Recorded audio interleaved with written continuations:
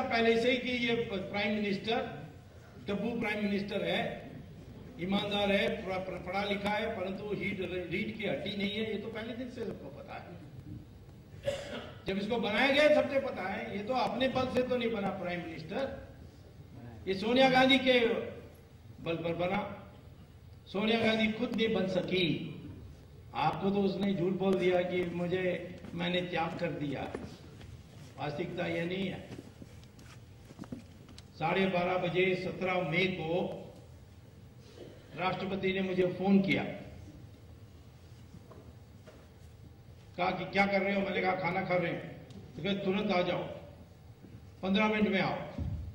मैं भाग के गया, क्योंकि मैंने उनको एक चिट्ठी लिखा था 3 दिन पहले कि सोनिया गांधी प्रधानमंत्री हमारे संविधान के अनुसार बन नहीं सकती। और यदि आप उनको बना दोगे तो फिर मैं कोर्ट में जाऊंगा। वो चिट्ठी मैंने मद्रास से लिखी, वो पहुंचते पहुंचते 3 दिन लग गया।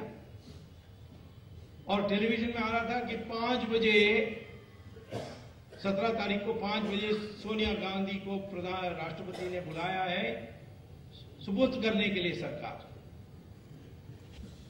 तो मैं जब गया तो सारे बैठे हुए थे उनके ऑफिसर्स। उनसे अब्दुल कलाम ने कहा कि वो तमिल हैं, मेरे बगल के डिस्ट्रिक्ट के ही हैं, मैं बहुत सालों से जानता हूं। उन्होंने मुझे तमिल में कहा कि इन सबको थोड़ा समझाओ। तो मैंने कहा कि जो सिटीजनशिप एक्ट है, जो सिटीजन बनते हैं हमारे देश में, उनमें आप में एक फर्क है। मैं और आप कभी हमारी नागरिकता को कोई समाप्त नहीं कर सकता, क्योंकि हम इस देश में पैदा हुए और हमारे मां बाप इस देश के नागरिक थे और हैं। लेकिन जो सिटीजनशिप एक्ट में बनते हैं उनका नागरिकता कभी भी समाप्त की जा सकती है। लेकिन मैं उस पॉइंट पे नहीं था। मैंने कहा एक प्रोविजो है सिटीजनशिप एक्ट में कि विदेशी कोई हिंदुस्तान में नागरिक बनेगा तो उन पर वही अंकुश लगेगी, वही रिस्ट्रिक्शंस होंगे जो हिंदुस्तानी उनके देश में बनने से लगेगा। तो इटली में आप वहां पैदा नहीं हुए तो प्राइम मिनिस्टर नहीं बन सकते। इसीलिए यह भी इस देश में प्राइम मिनिस्टर बन नहीं सकती। फिर राष्ट्रपति ने पूछा ऑफिसर से, कुछ आपको पूछना है? किसी ने नहीं कहा कि आप जा सकते हो। मैंने कहा आप क्या करने वाले? आप दोनों ने उसको बुला लिया 5 बजे। उन्होंने कहा क्या अभी तो 1 बज रहा है, 5 बजे 4 घंटे बाकी हैं, उसके बीच में कोई एक और चिट्ठी जाएगी। 3:30 बजे उन्होंने चिट्ठी लिखी। वो चिट्ठी सोनिया गांधी, मनमोहन सिंह और नटवर सिंह, ये 3 ही लोगों ने देखा था। और उस चिट्ठी में ये लिखा था कि मैंने आपको 5 बजे बुलाया था, लेकिन अभी मुझे कंप्लेंट डॉक्टर सुब्रमण्यम स्वामी से आई है कि आप बन नहीं सकते और मुझे पता नहीं इसमें तथ्य कितना है, इसीलिए मैं इसको सुप्रीम कोर्ट को सुपुर्द करूंगा। जब तक सुप्रीम कोर्ट की राय नहीं आएगी तब तक मैं आपको शपथ दिला नहीं सकता, इसीलिए 5 बजे मत आइए। और यदि आपको सरकार बनाने की बात चर्चा करनी है तो कल दूसरे दिन 10 बजे आइए। अब पहले तो जब मैं राष्ट्रपति के भवन में था तो एक मेज में चिट्ठियां पड़ी थी। एक एमपी का चिट्ठी था दस्तखत से, मैं फलाना सो इस निर्वाचन क्षेत्र से निर्वाचित होकर संसद सदस्य के नाते सोनिया गांधी का नाम प्रधानमंत्री के लिए प्रस्तावित करता हूं। 340 चिट्ठियां ऐसे थी। उसमें एक चिट्ठी ये थी, मैं सोनिया गांधी रायबरेली से निर्वाचित सोनिया गांधी का नाम प्रस्तावित करती हूं।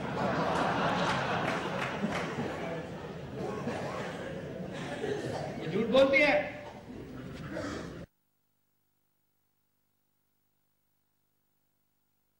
लेकिन मेरे सामने एक संकट था कि ये प्रधानमंत्री नहीं होंगे तो कौन बनेगा प्रधानमंत्री और कौन तय करेगा? सोनिया गांधी तय करेगी। और उस बुद्धू को प्रधानमंत्री बना देगी राहुल गांधी को, तो क्या करेंगे हम? हमारे देश कैसे सुधरेगा उससे? कौन तय करेगा? सोनिया गांधी तय करेगी। और उस बुद्धू को प्रधानमंत्री बना देगी राहुल गांधी को, तो क्या करेंगे हम? हमारे देश कैसे सुधरेगा उससे? किसी और से कम ये व्यक्तिगत ईमानदार है, डब्बू है, परंतु व्यक्तिगत ईमानदार है, परंतु कांग्रेस में तो सब डब्बू हैं और बेईमान भी होंगे।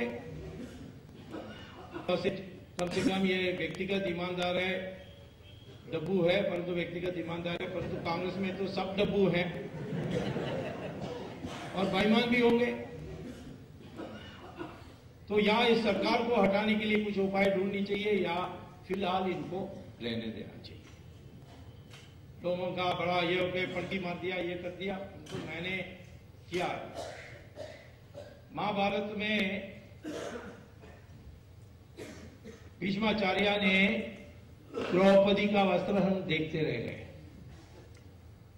कोई उनको बुरा नहीं कहते, लेकिन कृष्ण भगवान ने कहा था कि युद्ध में ये दुर्योधन के साथ जाएंगे, तटस्थ नहीं रहेंगे, तो फिर इनका वध करना जरूरी होगा।